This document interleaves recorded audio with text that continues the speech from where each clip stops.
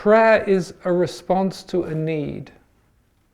Our need, the beloved's need, and at this time most pressingly the need of the earth. There is a real need in the earth, in the physical and spiritual body of the earth.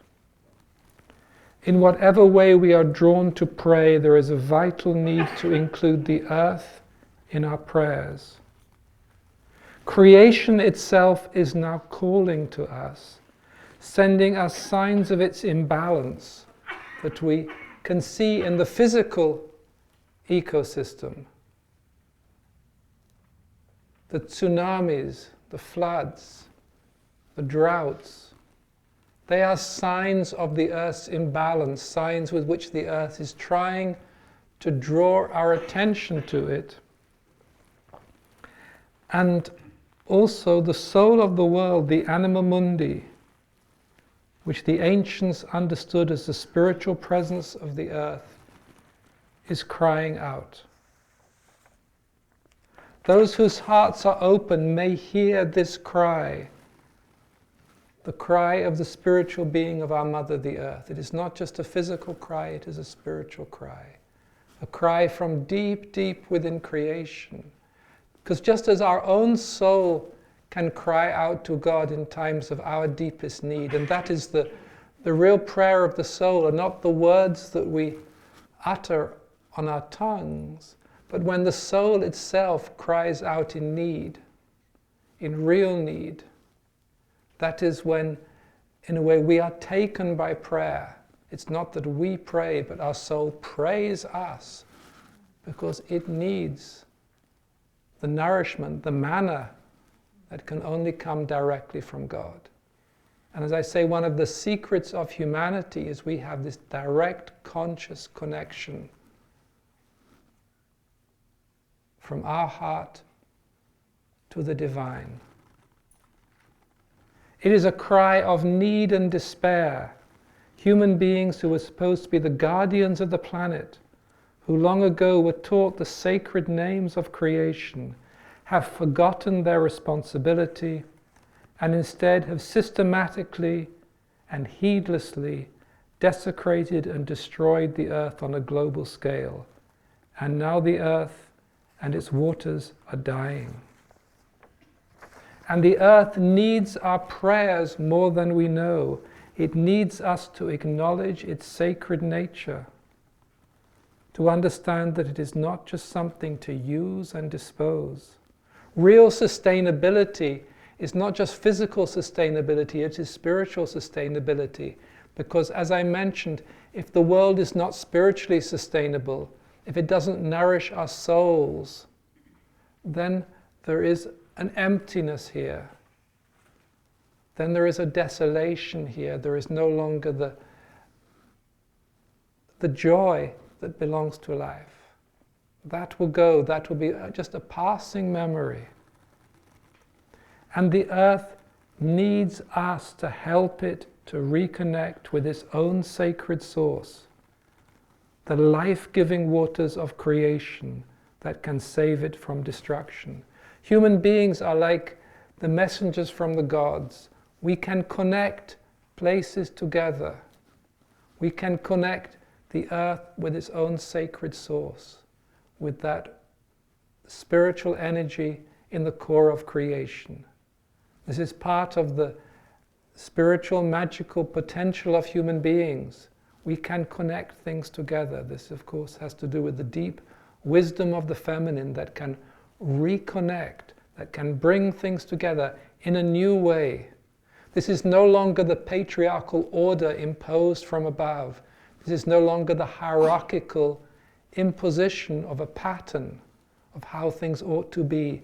This is an organic relationship to life, not just physically, but spiritually.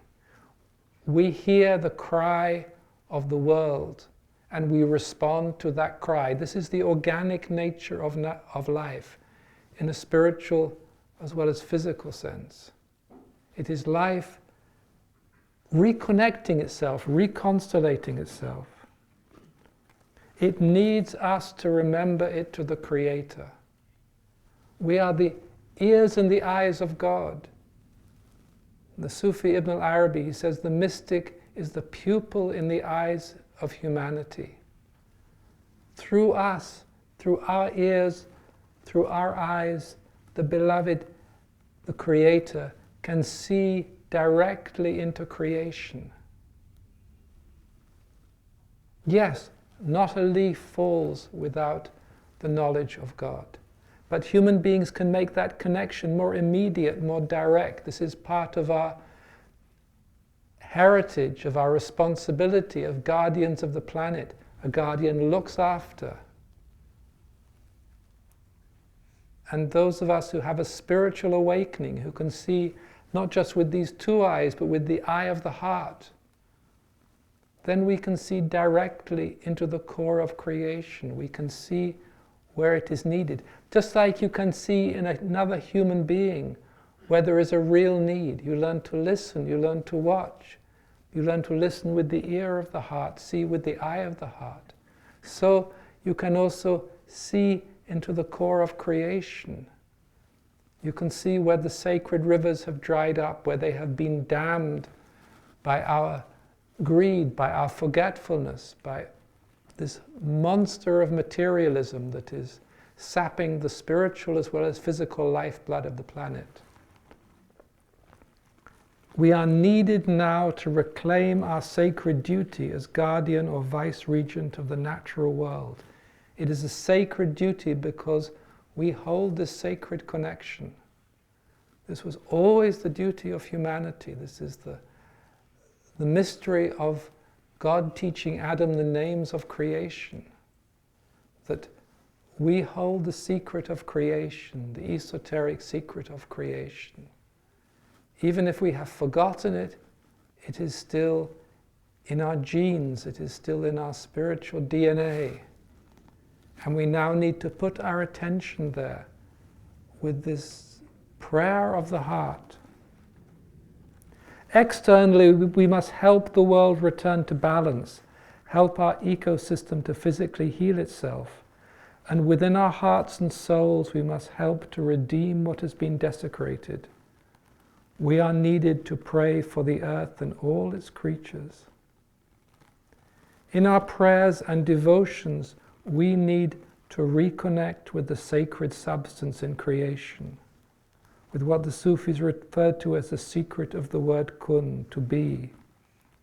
We need to place the earth within our hearts and nourish it with our love and offer it in remembrance of God.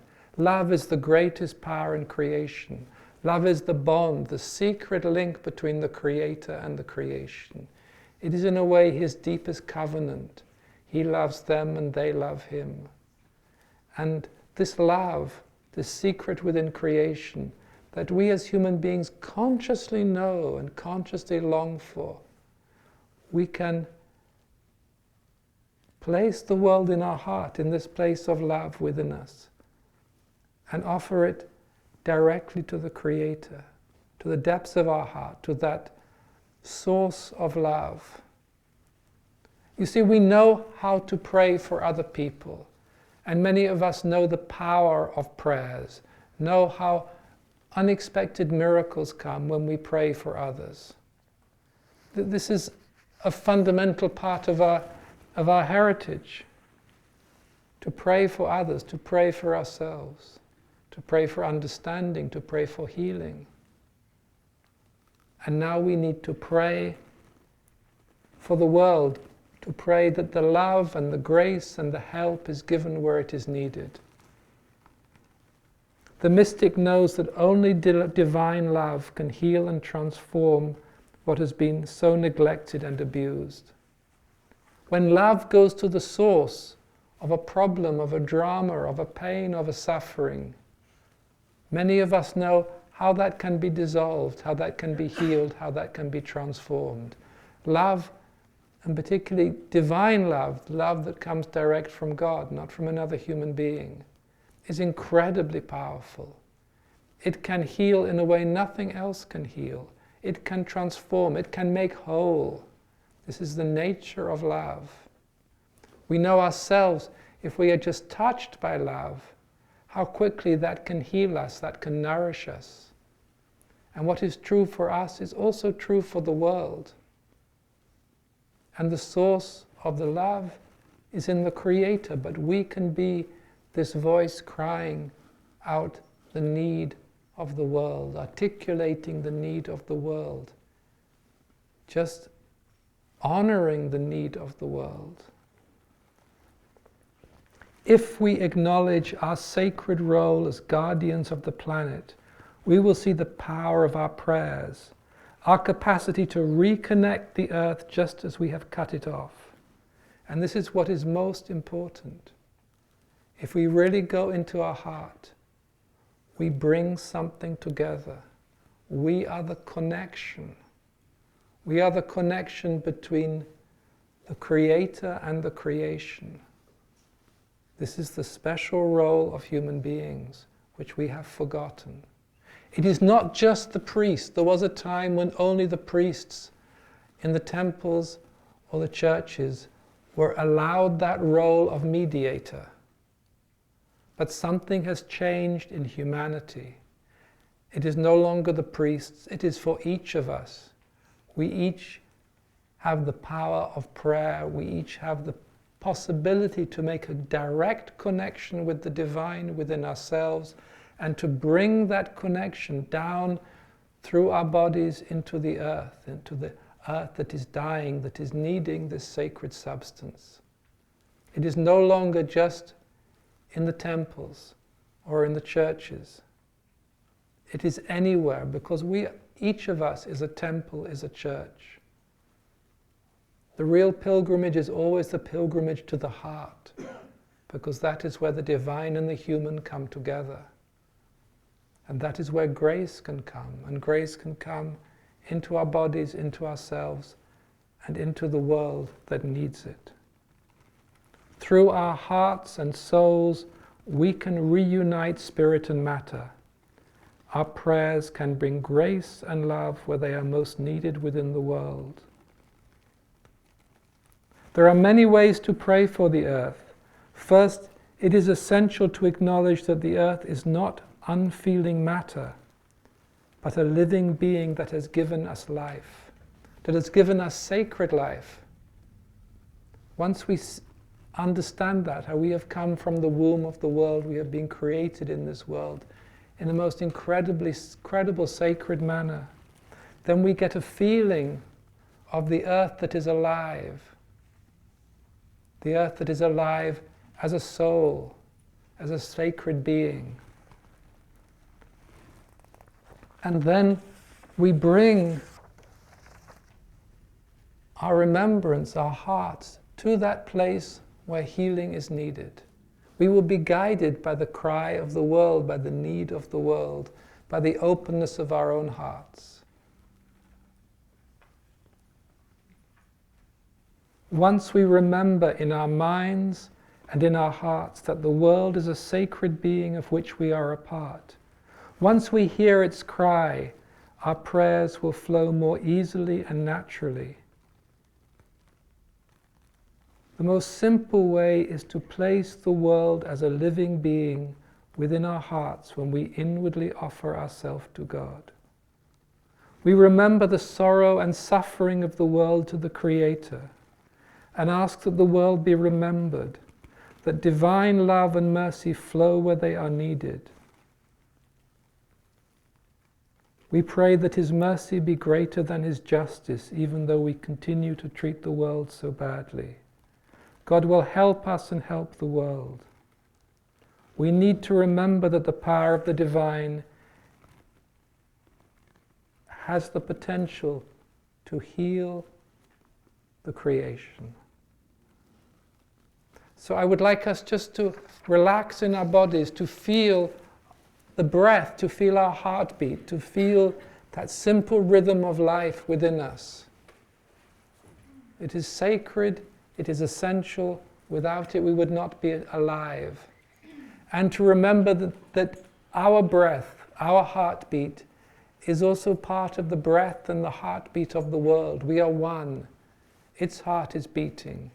It is breathing through every tree, through every leaf. And then we go deep within our own hearts into that most sacred inner place that belongs to our relationship to God. We are each unique. We each have our own way of praying, our own way of being with God. It is our offering. It is our supplication.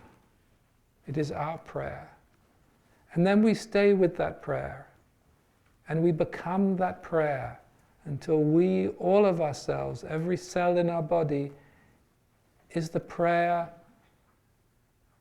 of the creation for the Creator, is the need of the earth, is the cry of the soul of the earth that will draw down to it the grace of God, the love of God, the power of God that is needed at this time.